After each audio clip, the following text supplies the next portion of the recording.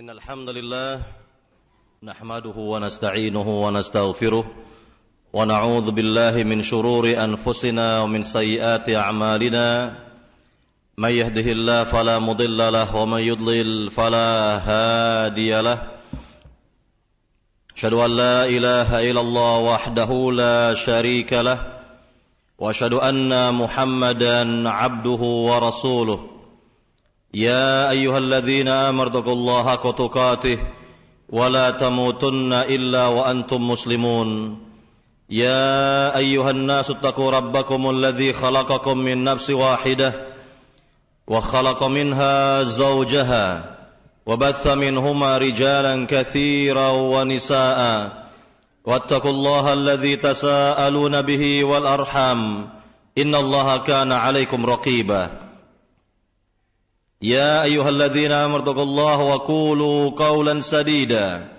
يصلح لكم أعمالكم ويغفر لكم ذنوبكم ومن يطع الله ورسوله فقد فاز فوزا عظيما أما بعد فإن أصدق الحديث كتاب الله وخير الهدي هدي محمد صلى الله عليه وسلم وشر الأمور محدثاتها وكل محدثة بدعة wa kullu bid'atin dhalalah wa kullu dhalalatin finnar. Baik. Kemudian yang berikutnya tentang faedah dari dalil pertama, yaitu Nabi SAW memperingatkan kepada umatnya dan menjauhkan mereka dari perbuatan syirik serta menutup segala jalan yang dapat mengantarkan kepada kesyirikan. Ini yang pertama. Yang kedua, peringatan atas nikmat Allah atas para hambanya dengan mengutus Rasulullah SAW yang mulia kepada mereka dan keadaan beliau Sallallahu Alaihi Wasallam yang berasal dari kalangan mereka, yakni dari bangsa Arab, ya dari kalangan mereka, ya bukan dari kalangan yang lain. Nah, jadi ini merupakan nikmat dari Allah Subhanahu Wa Taala. Kemudian yang ketiga, pujian terhadap nasab Rasulullah SAW, yakni beliau berasal dari bangsa Arab yang asli, ya dari kalangan Arab yang paling mulia apabila dilihat dari sisi keluarga serta nasabnya. Jadi memang hampir semua para nabi, semua para rasul itu berasal dari nasab yang paling mulia. Ya termasuk Nabi Muhammad SAW. Kalau dilihat nasab beliau itu ya tentu yang paling mulia dari seluruh nasab orang-orang Arab. Ya karena kalau ditarik garis ke atas itu jumpa dengan Nabi Ismail, Nabi Ibrahim. Ya, ini nasab yang bagus sekali, nasab yang mulia, nasab yang mulia begitu.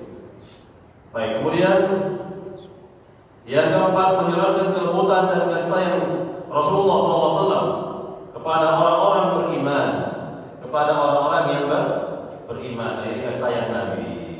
Jadi kalau ya kita lihat ya, misal ya ada orang tua ya, sayang orang tua kepada anak itu nggak perlu dilakukan lagi. Maka kadang orang tua kita ini memberikan peringatan, ya? Betul tidak? Ngasih peringatan A, B, C, D dan seterusnya. Nah, itu tanda orang tua kita sayang kepada kita. Kalau ada orang tua yang nggak sayang, ya udah dicuekin aja. Nggak peduli dengan anaknya, tidak peduli dengan anaknya. Nah ini Rasulullah SAW adalah bapak bagi orang yang beriman, bapaknya orang-orang yang beriman, ya, sehingga beliau sangat sayang kepada kita semua. Dan sayangnya beliau itu adalah dengan cara beliau memberikan peringatan-peringatan. Nah, nanti kita lihat, ya, di antara peringatan Nabi pada dalil yang kedua. Ya ini bukti sayangnya Nabi kepada kita semua. Nabi itu memberikan peringatan-peringatan agar umat ini tidak jatuh kepada syirik, itu di antaranya. Kita masuk kepada dalil yang kedua sekarang, ya, yaitu dalil dari sahabat yang mulia Abu Hurairah, di mana Nabi yang mulia Sallallahu Alaihi Wasallam bersabda, "La taj'alu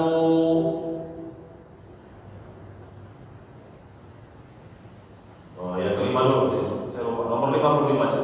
Pada ayat tersebut terdapat dalil tentang sikap keras dan ketegasan beliau terhadap orang-orang kafir dan munafik. Baik, sekarang dalil dari sahabat Abu Hurairah, di mana Nabi bersabda, "La taj'alu buyutakum qubura wa la taj'alu qabri 'idan wa sallu 'alayya fa inna salatakum tablughuni haitsu kuntum, kata Nabi. Yang artinya, janganlah kalian jadikan rumah-rumah kalian bagaikan kuburan, dan janganlah kalian jadikan kuburanku sebagai tempat perayaan. Tetapi ucapkanlah salawat untukku, karena sungguhnya ucapan salawatmu sampai kepadaku dimanapun kalian berada. Ya. Nah, ini bagus sekali keterangan dari Nabi yang mulia Sallallahu Alaihi Wasallam dari hadis yang diriwayatkan oleh Imam Abu Dawud dan dihasankan oleh Syekh Al-Albani rahimahullah taala. Yang pertama, Nabi nyatakan kepada kita, jangan kalian jadikan rumah kalian bagaikan kuburan. Ini ada dua penafsiran ya dari syarahnya. Yang pertama, jangan menguburkan jenazah di dalam rumah. Apakah betul-betul di dalam rumah atau di halamannya? Sama ya, nggak boleh. Ya, di halaman depan, belakang, samping kanan kiri, ya tidak boleh. Ini larangan dari Nabi. Ya, ini larangan dari Nabi. Ada jamaah pernah lihat di antara rumah-rumah itu di pekarangannya, halamannya ada kuburan? Pernah lihat langsung? Ya saya pun pernah lihat. Ya di wilayah Tangerang sana itu di antara rumah-rumah seperti itu. Ya halaman belakang, bahkan depan, bahkan samping kanan kiri itu kuburan anggota keluarga. Kuburan anggota keluarga. Jadi ini sebagai contoh, ya, ini sebagai contoh bahwa ini tidak benar. Ini sudah ada larangan dari Nabi. Atau makna yang kedua, janganlah mengosongkan rumah dari sholat sunnah, berdoa dan membaca Al-Quran. Jika rumah itu kosong dari ibadah-ibadah itu, maka kondisinya seperti kuburan. Maka sabda Rasulullah SAW mengandung perintah untuk melaksanakan ibadah di rumah dan larangan beribadah di kuburan seperti dilakukan oleh orang-orang musyrik, orang-orang Nasrani, dan sebagian Muslim yang tasyabbuh menyerupai mereka. Nah, ini menunjukkan apa? Bahwa rumah harus dihidupkan dengan ibadah-ibadah, dan kuburan bukan tempat ibadah. Itu maknanya begitu. Ya seperti itu maknanya. Jadi jangan terbalik ya. Jangan terbalik. Ya di kuburan ramai dengan membaca Al-Quran, rumah kita sepi dari baca Al-Quran misalnya. Nah, ini terbalik. Berarti kalau kita biarkan rumah kita sepi dari ibadah, ya dari berdoa, dari berzikir, itu sama artinya kita jadikan rumah kita itu bagaikan kuburan. Baik, para jemaah yang dimuliakan Allah Subhanahu wa taala. Nah, jadi ini ya. Ini Nabi berkata seperti ini bagian juga dari nubuwah, berita kenabian. Kenapa? Karena beliau mengkhawatirkan. Apa yang beliau khawatirkan? Yakni beliau khawatirkan di antara umatnya ada yang justru beribadahnya di kuburan. Dan itu nyata betul. Itu menjadi kenyataannya, menjadi bukti nyata tentang kekhawatiran Nabi yang mulia ini. La taj'alu buyutakum qubura. Jangan kalian jadikan rumah-rumah kalian bagaikan kuburan. Ya. Nah, kemudian kita lihat lagi di sini. Wala taj'alu qabri 'idan. Jangan kalian jadikan kuburanku sebagai 'id, tempat berkumpul, enggak boleh. Ya, tidak dibenarkan. 'Id ini apa makna 'id ini? Atau hari raya. Atau ini maknanya adalah hari ya, yakni berkumpul, yakni diulang ya, kembali kegembiraan, diulang kembali ya, beribadah kepada Allah Subhanahu wa taala. Nah, kemudian ada perintah dari Nabi, wassallu alayya, bersalawatlah kalian kepadaku, karena sungguhnya salawat kalian akan sampai kepadaku di mana saja kalian berada. Apa maknanya jemaah? Ya, ini pertama kita diperintah untuk bersalawat. Ya, juga ayatnya apa ayatnya? Apa ayat jemaah? Ayatnya yang memerintahkan kita untuk bersalawat. Innallaha wa malaikatahu yusholluna 'alan nabi. Ya ayyuhalladzina amanu shallu 'alaihi wa sallimu taslima. Ini sering dibawakan oleh para khatib Jumat. Ya, ayat yang mulia ini agar kita memperbanyak salawat kepada Nabi, mobil khusus ya pada hari Jumat memang. Ya lebih khusus lagi memang. Nah, kemudian dikatakan tadi bahwa salawat kalian akan sampai kepadaku di mana saja kalian berada. Gimana maknanya jemaah? Apa makna jemaah? Apa maknanya di sini? Kan Nabi sudah meninggal. Nabi sudah meninggal. Oh, dikatakan bisa selawat yang kita ucapkan sekarang ini kepada Nabi sampai kepada beliau di alam kuburnya. Nah, kita lihat ada hadis yang menjelaskan hal ini. Nabi Muhammad SAW bersabda, Inna lillahi malaikatun yasihuna fil ardi yuballighuna salam ummati. Bima ma'na. Kata Nabi yang mulia, sungguhnya Allah memiliki para malaikat yang mengembara di permukaan bumi ini, yang akan menyampaikan salawat mereka kepadaku, kata Nabi yang mulia SAW. Jadi ini caranya. Jadi memang kehidupan para nabi di alam kubur itu berbeda. Kehidupan para nabi, yani ada kehidupan tersendiri. Ada kehidupan khusus lah kita katakan untuk orang-orang pilihan. Para nabi, para rasul, jelas jasadnya tidak dimakan oleh tanah. Allah haramkan tanah untuk makan jasad para nabi, para rasul. Ini pertama. Yang kedua, Allah sendiri yang memilih tanah untuk menjadi kuburan nabinya, menjadi kuburan rasulnya. Di mana seorang nabi itu wafat, di situ dikuburkan, tidak boleh dipindah jenazahnya. Tidak boleh dipindah jenazahnya. Ini sudah jelas seperti ini. Karena Allah yang berkehendak. Allah Subhanahu wa taala yang berkehendak bahwa nabi itu wafat di situ. Begitu. Maka ketika Nabi wafat sallallahu alaihi wasallam di rumah Aisyah, maka disitulah dikubur jenazah Nabi sallallahu alaihi wasallam. Nah, jadi ini merupakan keutamaan para nabi, para rasul alaihi wasallam, bahkan sebelum nyawa mereka dicabut oleh malakul maut, diberi dua pilihan oleh Rabbul Alamin. Diberi dua pilihan, milih meninggal atau memilih hidup di dunia selamanya. Seluruh para nabi pilih pilihan yang pertama. Seluruh para rasul memilih pilihan yang pertama. Tidak ada pilih untuk hidup di dunia. Mereka tahu kehidupan dunia itu gak ada enaknya. Ya, yang enak itu kehidupan akhirat. Kehidupan di akhirat. Sehingga mereka pilih untuk meninggal semuanya itu. Maka tidak ada seorang pun nabi di zaman sekarang yang masih hidup. Ini bantahan kepada kaum sufi yang meyakini ada nabi yang masih hidup di zaman sekarang. Ya, mereka itu lebih khidir kan. Ini bantahan kepada orang-orang sufi seperti itu ya. Baik, para jemaah yang dimuliakan Allah Subhanahu wa taala, ini berkaitan dengan ya bagaimana salawat kita sampai kepada Nabi yang mulia sallallahu alaihi wasallam. Baik. Sekarang kita baca faedah dari dalil ini, yaitu pertama bentuk jalan-jalan yang mengantarkan kepada kesyirikan, seperti sholat di sisi kubur dan wudu terhadap kubur Nabi sallallahu alaihi wasallam dengan menjadikannya sebagai tempat berkumpul dan dimaksudkan untuk didatangi, sehingga akhirnya diadakanlah ziarah-ziarah khusus. Maka semuanya ini adalah terlarang. Maka ingat ini kalau ada pertanyaan, jika seorang dari negeri masing-masing menuju negeri Madinah, apa niat utamanya? Apa niat utamanya, niat aslinya atau asalnya? Ziarah apa?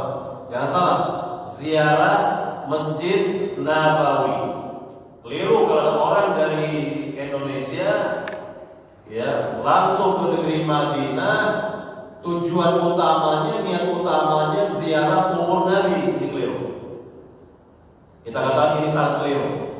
Ya, maka Nabi yang mulia mengatakan, menegaskan dalam hadis yang mulia, la tushaddu rihal illa ila thalathi masajid.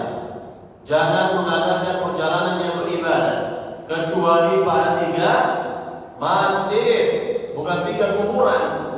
3 masjid. Ingat, 3 masjid. Masjidil Haram, Masjid Nabawi, Masjid Aqsa. Kan begitu. Nah, ini 3 masjid yang ada di dunia ini, ya disyariatkan untuk diziarahi dan itu bernilai ibadah. bukan pada kuburan. Nah, begitu jemaah. Maka kalau ada orang mengadakan katanya rihlah ilmiah ya atau ziarah, ziarah katanya. Ya, ziarah ya yang dimaksud ziarah kubur kepada kubur tertentu, kubur para wali, para sunan. Tujuan mereka ke sana, maka ini sudah keliru.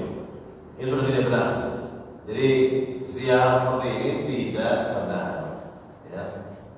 Yang kedua, disyariatkan salawat dan salam kepada Nabi yang mulia sallallahu alaihi wasallam di segala penjuru dunia. Nah, jadi ini dalam rangka cinta kita kepada Nabi yang mulia, selalu bersalawat kepada beliau sallallahu alaihi wasallam. Yang ketiga, mendekat kepada kubur Nabi sallallahu alaihi wasallam tidak memiliki kelebihan keutamaan sama sekali, tidak ada. Jadi justru ketika kita melintasi kubur Nabi, yang ada adalah hanya memberikan apa? Ya, salawat kepada Nabi, salawat kepada Nabi, salam kepada Nabi, salawat dan salam kepada Nabi sallallahu alaihi wasallam. Yang keempat, larangan safar melakukan perjalanan dalam rangka menziarahi kubur Nabi. Kita tadi sudah jelaskan ya. Yang kelima, penjagaan Nabi terhadap tauhid, penjagaan Nabi SAW terhadap tauhid umat ini. Baik. Sekarang kita lihat dalil yang terakhir pada kajian kita di pagi hari ini. Hadis dari cucu Nabi an Ali bin Al-Husayn radhiyallahu ta'ala anhuma annahu ra'a rajulan yaji ila furjah kan 'inda qabri Nabi sallallahu alaihi wasallam fayadkhul fiha fayad'u fanahahu faqala ala uhaddithukum hadithan sami'tu min abi an jaddi an Rasulillah sallallahu alaihi wasallam qala la tattakhidhu qabri 'idan wa la buyutakum quburan wa sallu 'alayya fa inna taslimakum tablughuni haitsu kuntum. Dari Ali bin Al-Husayn, semoga Allah meridai keduanya, bahwa ia melihat seorang datang ke salah satu celah dari kubur Nabi SAW, lalu masuk ke dalamnya dan berdoa. Maka dia pun melarang orang itu dan berkata, maukah engkau aku beritahu sebuah hadis yang aku dengar dari bapakku, yaitu Al-Husayn, dari kakekku, yaitu Rasulullah SAW. Ya, beliau bersabda, janganlah kalian menjadikan kuburanku sebagai tempat perayaan, ini tempat berkumpul, gitu ya. Dan janganlah kalian jadikan rumah-rumah kalian sebagai kuburan, tetapi ucapkanlah salawat untukku, karena sesungguhnya doa salammu sampai kepadaku dimanapun ya engkau berada. Nah ini ya sama seperti yang sebelumnya. Riwayat ini hanya saja ada yakni penyempurnaan ya, dari riwayat sebelumnya, dan inilah pentingnya dikumpulkan dalil-dalil, riwayat-riwayat ya, walaupun mirip-mirip ya, namun ada hal yang mungkin tidak ada pada riwayat sebelumnya dalam rangka menyempurnakan atau saling menyempurnakan, dan ini terlebih dari berasal dari cucu Nabi ya, atau cicit Nabi ya, Ali bin Al-Husayn bin Ali ya, bin Abi Thalib radhiyallahu ta'ala anhum ajma'in, begitu. Baik, sekarang kita lihat faedahnya. Yang pertama, larangan dari berdoa di sisi kubur Nabi kita sallallahu alaihi wasallam demi menjaga kemuliaan tauhid. Yang kedua, disyariatkan mengingkari kemungkaran dan mengajari orang-orang yang tidak tahu, ya, orang-orang yang tidak tahu. Jadi mengingkari kemungkaran ini penting, ya, dan mengajarinya dan menjelaskan apa yang benar, gitu ya, apa yang benar, gitu. Nah, kalau kita perhatikan coba, misal, ya di Masjid Nabawi, dekat kubur Nabi misalnya, atau juga lebih khusus di kubur syuhada Uhud misalnya, itu ada pelang-pelang besar-besar, dengan berbagai bahasa, ya, bahasa Arab, bahasa Inggris, bahkan bahasa Indonesia, menjelaskan ada ziarah kubur yang benar, larangan berbuat syirik. Nah, ya kan? Jadi bagus kan? Agar umat Islam itu paham, agar umat Islam itu mengerti, begitu. Dan ya, mencegah kemungkaran, yang mencegah kemungkaran jika kita melihatnya. Dan ini benar-benar saya lihat ya, kejadian tahun 99 ini. Ya, kejadian tahun 99 kurang lebih ya. Ada ketika itu diamanahkan saya dan teman ya satu angkatan mendapatkan amanah ketika itu berdakwah di sekitar makam syuhada Uhud. Ya, makam syuhada Uhud. Tiba-tiba dari kejauhan ada seorang laki-laki. Kalau dari tampang ini ya orang Arab lah, jelas. Tapi kita juga nggak tahu dari mana gitu ya. Bawa sejadah. Langsung begitu mendekat ke kubur syuhada Uhud, langsung dia gelar sejadahnya persis menghadap kuburan Uhud, kuburan syuhada Uhud. Ini langsung saya ambil sejadahnya, saya jelaskan, Pak, kalau mau bahasa Arabnya, kalau Anda ingin sholat itu ke masjid, itu ada masjid, Anda ke masjid saja, sholat di masjid. Nah, kira-kira begitu. Jadi ini bukan tidak ada, ini nyata betul. Ya bagaimana ya ini keawaman umat ini terhadap akidahnya sendiri. Bayangkan langsung gelar sejadah menghadap kuburan, pengen sholat. Padahal bukan ke sana arah kiblat juga, bukan ke sana arah kiblatnya juga kan gitu ya. Nah, jadi ini sudah ya petunjuk, bukan petunjuk ya dalam kehidupan kita sehari-hari. Bahwa sampai seperti itu awamnya umat Islam. Ya, sampai seperti itu awamnya umat Islam. Bahkan lebih dari itu, di antara kubur-kubur tertentu diusap-usap, betul ya? Dicium-cium itu, yakni apa namanya? Batu kuburannya itu. Lalu ya macam-macam lah. Ya, diambil tanah kuburannya, ada seperti itu. Diambil tanah kuburan, ya. Diambil tanah kuburan. Nah, ini pada kubur selain kubur Nabi, di antara kubur para kiai, di antara kubur para wali, para sunan itu seperti itu perlakuan umat terhadap kubur-kubur seperti itu dia. Nah, ini bagaimana kalau kubur Nabi itu dinampakkan? Nah, ini kan lebih-lebih lagi ya, akan lebih-lebih lagi. Ya, nah, sudah bagus alhamdulillah kubur Nabi itu ya berada pada pertama rumah Aisyah kan begitu. Dan itu rumah bukan masjid. Lalu kubur Nabi dilapis dengan 3 lapis tembok. Lapis yang pertama saja tidak ada celah sama sekali, tidak ada bolongan, nggak ada celah sedikit pun nggak ada. Tertutup betul-betul rapat. Ya tertutup rapat betul-betul sehingga nggak ada orang bisa melihat bagaimana bentuk kubur Nabi itu, nggak ada. Nggak ada yang bisa melihat. Nggak ada yang bisa melihatnya. Kemudian dilapis dengan lapis yang kedua, dilapis lagi dengan lapis yang ketiga, nah lebih-lebih lagi. Nah, jadi seperti itulah gambaran tentang kubur Nabi, kan gitu ya. Nah, lebih aneh lagi, kalau di zaman sekarang muncul di medsos, ya diperlihatkan seperti ini kubur Nabi. Dapat dari mana?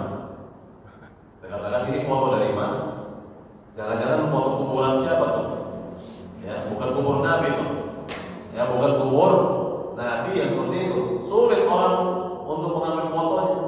Ya nggak bisa, sama sekali nggak bisa. Ya, jadi kalau ada orang menampilkan kubur Nabi seperti ini, itu bohong semua. Ya, kita dustakan seperti itu. Kita ya, dustakan langsung seperti itu, karena memang tidak ada yang dapat melihat secara langsung, apalagi mengambil fotonya. Ya ada sama sekali. Baik, para jemaah yang dimuliakan Allah SWT, ini yang kita lihat ya. Kemudian kita lanjut lagi. Kita lanjutkan kembali. Sampai di mana tadi? Nomor 2 ya. Oh, faedah sudah punya faedah. Baik, para jemaah yang dimuliakan Allah SWT. Yang ketiga, larangan sengaja bersafar waktu berjalan dalam rangka berziarah kubur Nabi. Kemudian yang keempat, tujuan syar'i yang sesuai syariat dari ziarah ke kubur Nabi SAW adalah mengucapkan salam kepada beliau, dan hal itu bisa dilakukan di mana saja, baik dari tempat yang dekat maupun yang jauh. Jadi tujuan seorang muslim safar ke Madinah adalah untuk ibadah ke atau di Masjid Nabawi dan ziarah ke Masjid Quba, bukan tujuannya ke kubur Nabi. Jadi begitu sudah ziarah ke Masjid Nabawi, maka silakan langsung ziarah ke makam Nabi dan dua sahabatnya. Jadi memang tujuan utamanya, niat utamanya ziarah Masjid Nabawi, bukan kubur Nabi. Nah ini kan tipis nih, seperti kayaknya tipis ya. Bagi sebagian orang ini tipis sekali. Kemudian ziarah ke Masjid Quba, bukan tujuannya ke kubur Nabi SAW. Kalau niatnya ke Masjid Nabawi untuk ibadah, kemudian setelah itu dia ingin ziarah ke kubur Nabi SAW, boleh. Tapi cukup sekali saja, tidak berulang kali ya. Enggak juga berulang-ulang kali. Tapi kalau untuk ke Raudhah dan bisa berulang kali, ya silakan saja. Kalau memang memungkinkan ya. Kalau zaman sekarang kayaknya sulit ya. Ya dibatasi begitu. Baik, kandungan bab ini. Yang pertama, tafsiran ayat dalam surat At-Taubah yang tadi telah dijelaskan. Ya, yang kedua, Nabi SAW memperingatkan umatnya dan menjauhkan mereka sejauh-jauhnya dari syirik, serta beliau menutup setiap jalan yang menjurus kepada syirik. Yang ketiga, beliau SAW sangat menginginkan keimanan dan keselamatan bagi kita, amat menyantun lagi penyayang. Yang keempat, Rasulullah SAW melarang untuk menziarahi kuburan beliau dengan cara tertentu, yaitu dengan menjadikannya sebagai tempat perayaan. Padahal berziarah kuburan beliau termasuk amalan yang sangat baik. Yang kelima, Rasulullah SAW melarang umatnya memperbanyak ziarah kubur. Jadi jangan sering-sering. Ya boleh ziarah kubur, tapi yang tidak boleh apa? Sering-sering. Ini yang tidak boleh. Jadi ada hadis yang menjelaskan, ya kuntu nahaitukum an ziyaratil kubur fazuruha fa innaha tudzakirukum al-akhirah. Dahulu aku sempat larang kalian ziarah kubur, namun sekarang ziarahilah, karena ziarah kubur dapat mengingat kematian atau akhirat. Nah ini tujuannya, tujuan dari ziarah kubur. Baik, yang keenam, Nabi SAW menganjurkan sholat sunnah di rumah. Sholat sunnah di rumah. Yang ketujuh, telah menjadi ketahuan di kalangan kaum salaf bahwasanya menyampaikan salawat untuk Nabi SAW tidak perlu masuk ke tempat atau kuburan atau pemakaman beliau. Jadi dimanapun kita bersalawat ini bisa. Dimanapun kita bersalawat boleh, tidak ada masalah. Kita bersalawat kepada Nabi di mana saja kita bersalawat dibenarkan, tidak dikhususkan di hadapan kubur Nabi Sallallahu Alaihi Wasallam. Baik. Yang kedelapan, alasannya ucapan salawat dan salam seorang untuk Rasulullah akan sampai kepada beliau dimanapun ia berada, maka tidak perlu harus mendekat sebagaimana diduga orang yang menghendaki demikian.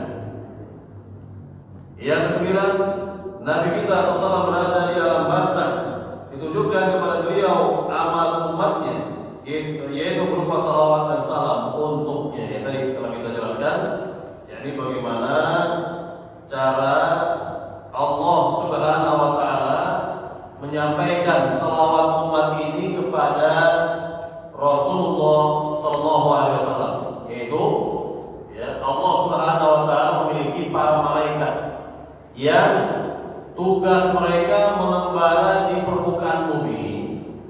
Jika mereka mendengar ada di antara umat ini berselawat kepada nabinya sallallahu alaihi wasallam, maka itu akan disampaikan. Seperti itu kurang lebih cara Rabbul Alamin menyampaikan salawat umat ini kepada Nabi Muhammad sallallahu alaihi wasallam. Dan juga salawat yang benar Nabi sudah ajarkan, ya kan? Nabi sudah ajarkan minimal gimana bentuk salawat yang terpendek gimana? Allahumma shalli wa sallim alaihi sallallahu alaihi wasallam. Nah itu Itu yang terpendek.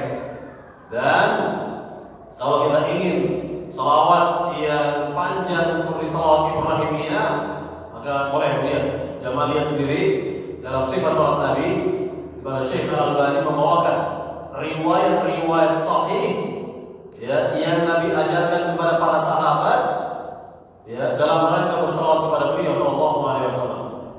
Jadi di zaman Nabi itu banyak sahabat-sahabat yang langsung bertanya, minta diajarkan langsung oleh Nabi tentang salawat kepada Nabi itu gimana?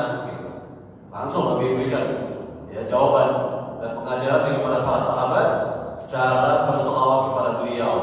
Dan salawat itu disebut dengan salawat Ibrahimiyah. Salawat Ibrahimiyah di antaranya yang benar, Allahumma shalli ala Muhammad wa ala ali Muhammad kama shallaita ala Ibrahim wa ala ali Ibrahim innaka Hamidum Majid. Allahumma barik ala Muhammad wa ala ali Muhammad kama barakta ala Ibrahim wa ala ali Ibrahim innaka Hamidum Majid. Itu di antaranya. Dan masih banyak lagi riwayat-riwayat sahih lainnya tentang salawat kepada Nabi sallallahu alaihi wasallam. Namun yang aneh tapi nyata, banyak di antara umat ini yang ternyata mengamalkan salawat-salawat yang tidak ada contoh dari Nabi. Ya, salawat-salawat yang tidak ada contoh dari Nabi. Bahkan di antara salawat-salawat itu menjurus kepada syirik. Menjurus kepada syirik.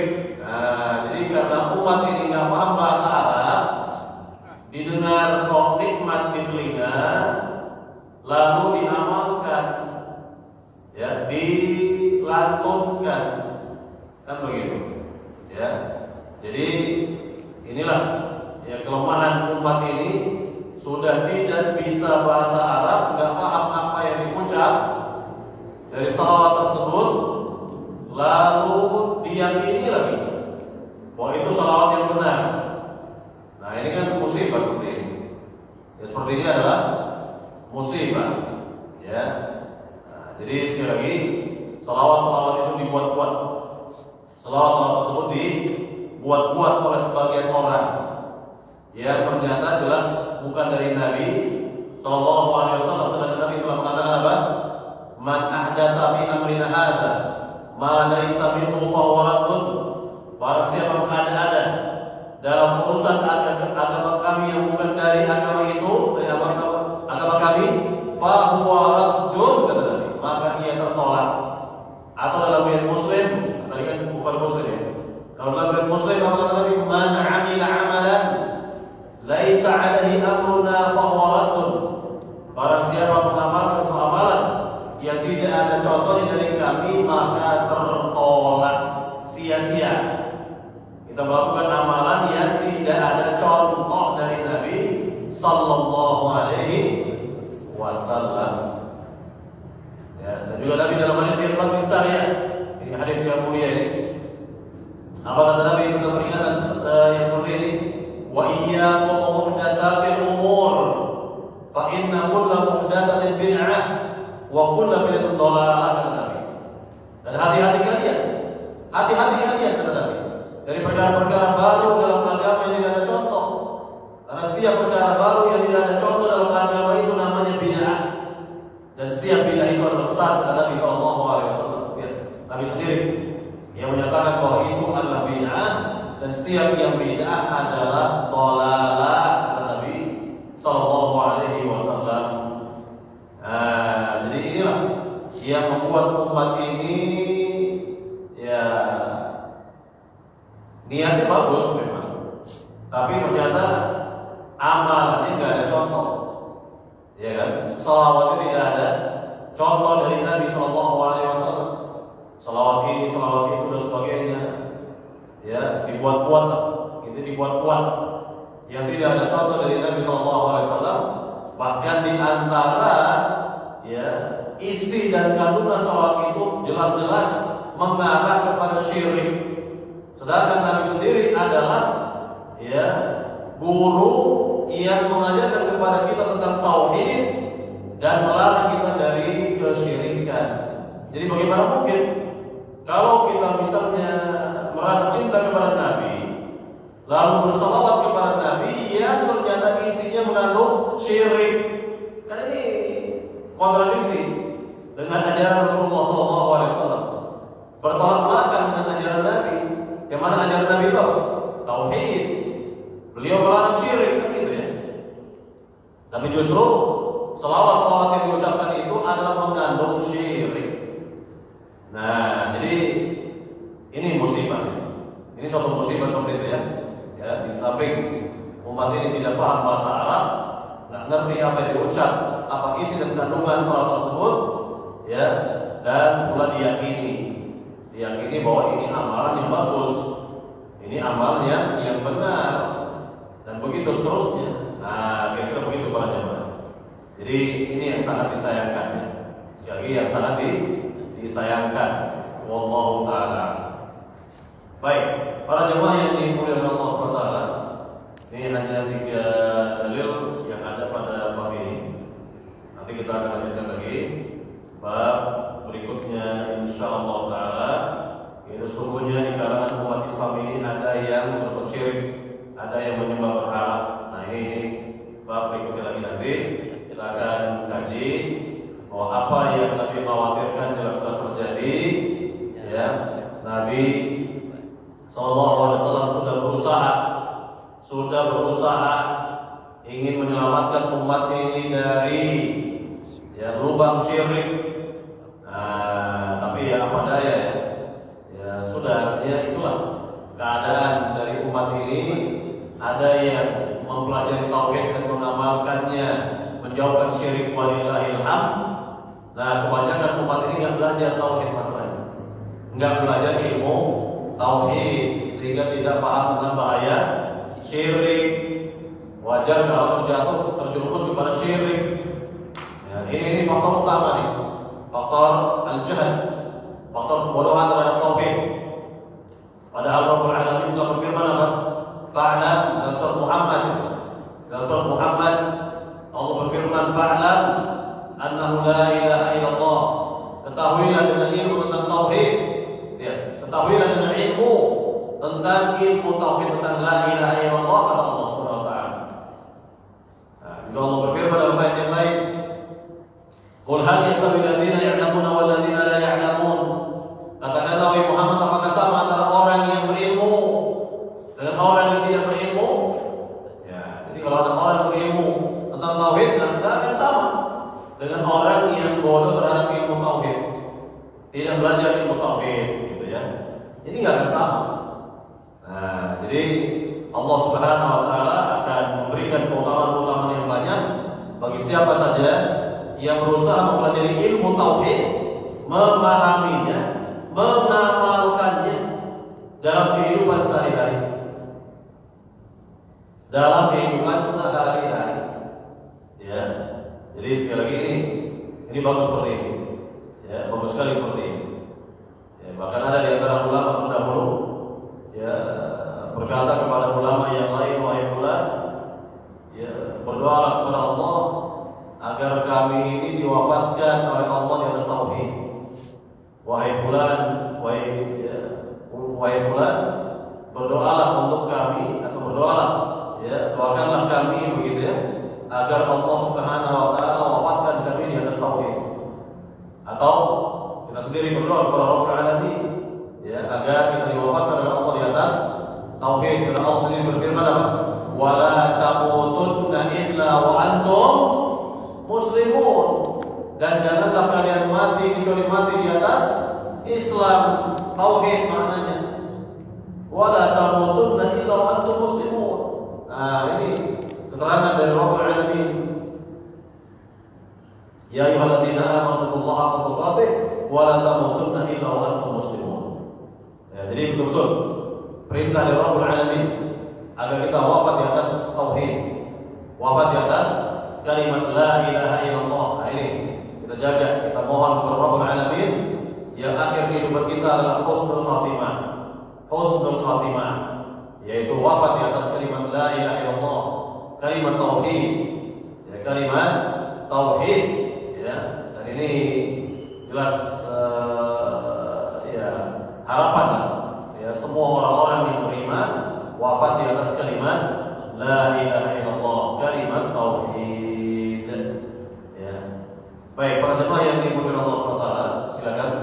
Jika ada pertanyaan dari apa yang kita kaji di pagi hari ini dari bab 22 tadi tentang usaha Nabi menutup jalan kesyirikan, ya, dan keinginan beliau agar manusia itu berada di atas tauhid, ya, silakan jika ada pertanyaan dari apa yang dikaji ataupun bab-bab sebelumnya juga boleh. Silakan jawab. Silakan, bebas pertanyaannya berkaitan dengan bab ini atau bab sebelumnya boleh.